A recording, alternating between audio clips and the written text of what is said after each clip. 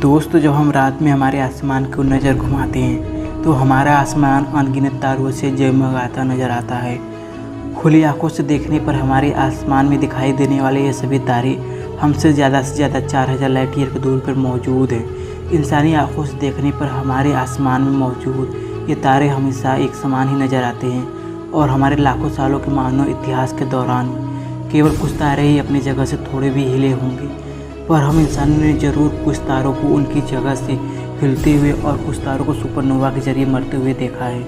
आखिरी बार हम इंसानों ने सन 1604 में अपनी नग्न आंखों से किसी तारे की मृत्यु यानी सुपरनोवा को देखा था, जो कि कई सालों तक किसी तारे की तरह हमारे आसमान में चमकता रहा है। हाल ही में वैज्ञानिकों ने हमारे आसमान में दिखाई देने वाले सबसे चमकीले तारे में से एक बीटलजूस स्टार के लाइट में हो रहे बेहद ही तेज उतार चढ़ाव को नोटिस किया है, जिसके बाद वैज्ञानिकों ने अनुमान लगाया कि यह तारा अपने परे सुपरनोवा के स्टेज में है। कभी भी इस तारे की मृत्यु हो सकती है। सबसे खास बात यह है कि जब इस तारे की मृत्यु यानी सुपरनोवा के जरिए होगी तब हम इंसान अपनी खुली आंखों से बिना किसी टेलीस्कोप की मदद से देख सकेंगे। यह सुपरनोवा कुछ समय के लिए हमारे आसमान में दिखाई देने वाली चाँद और दूसरे तारों से भी ज़्यादा चमकीला नजर आएगा। पर आखिर यह तारा क्या है और कैसे आप भी इस तारे की मृत्यु अपनी आंखों से देख सकेंगे, आइए जानते हैं इस वीडियो में। हेलो गाइस, मैं उनीस और आप देख रहे हैं प्रकृति। तो guys, without wasting your time let's start video. Beetlejuice एक रेड सुपर जायंट स्टार है जो कि हमसे करीब 642 लाइट ईयर की दूरी पर मौजूद है। यह तारा हमारे आसमान में दिखाई देने वाले 10 चमकीले और विशाल तारों में से एक है। यह तारा इतना विशाल है कि अगर इसे हमारे सोलर सिस्टम के सेंटर में सूर्य की जगह रख दी तो इसका आउटर सरफेस जुपिटर को टच कर जाएगा। पर यह एक काफ़ी यंग स्टार है जिसका उम्र केवल 85 लाख साल है।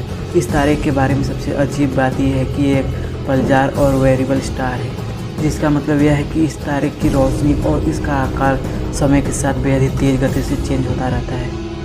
वर्तमान समय में इस तारे की रोशनी में काफ़ी कमी आई है और यह पहली बार है जब यह तारा हमारे आसमान में मौजूद 10 सबसे चमकीले तारों की लिस्ट से बाहर जा चुका है। पर यह पहली बार नहीं है कि जब इस तारे की रोशनी में इतना उतार चढ़ाव आया।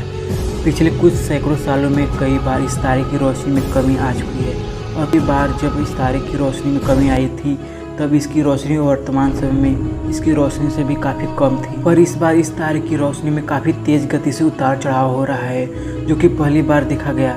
यह तारा काफ़ी तेज़ गति से अपनी मास और आउटर लेयर को खोता चला जा रहा है, जिसकी वजह से इसका ब्राइटनेस कम होता चला जा रहा है और यह लाल होता चला जा रहा है। जिसके बाद वैज्ञानिकों ने अनुमान लगाया कि यह तारा अपने परे सुपरनोवा फेज में दाखिल हो चुका है, यानी इस तारे ने अपने कोर में मौजूद सारे हाइड्रोजन को हीलियम में फ्यूज कर लिया और इसने अब अपने अंदर मौजूद हीलियम को कार्बन में फ्यूज करना शुरू कर दिया।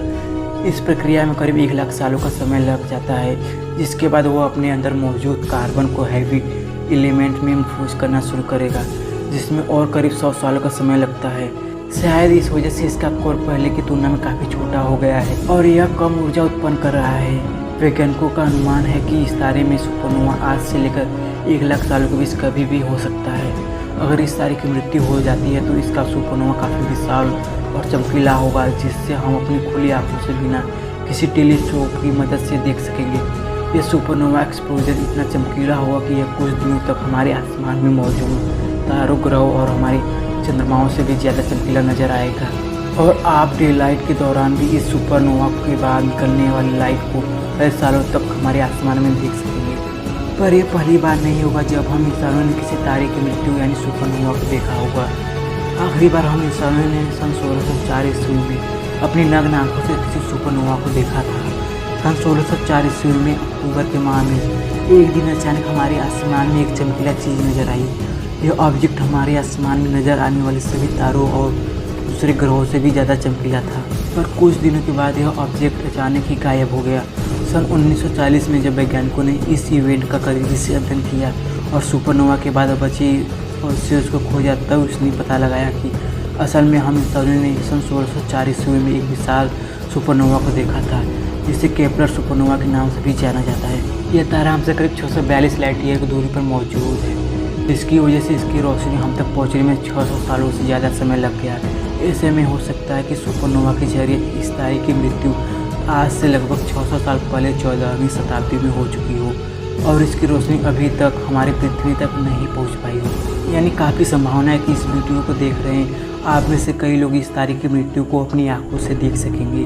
पर आपको इतना ज़्यादा खुश होने की भी ज़रूरत नहीं है, क्योंकि कुछ वैज्ञानिकों का मानना है कि किसी तारे की रोशनी में हो रही कमी का यह मतलब नहीं है कि उसकी मृत्यु होने वाली है। कई बार विशालकाय रेड सुपर जायंट स्टार की रोशनी में ऐसे उतार चढ़ाव होते रहते हैं और यह एक काफ़ी सामान्य बात है।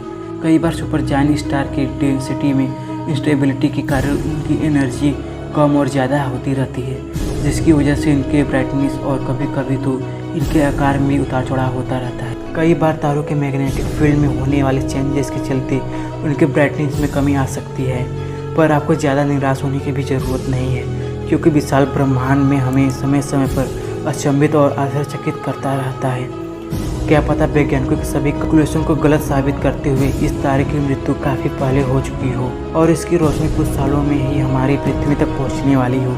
ऐसे में आप कुछ सालों में इस तारे के अंत यानी सुपरनोवा को अपनी आंखों से बिना किसी टेलीस्कोप की मदद से देख सकते हैं। यह पल हमारे लिए और पूरी मानव सभ्यता के लिए ऐतिहासिक पल होगा।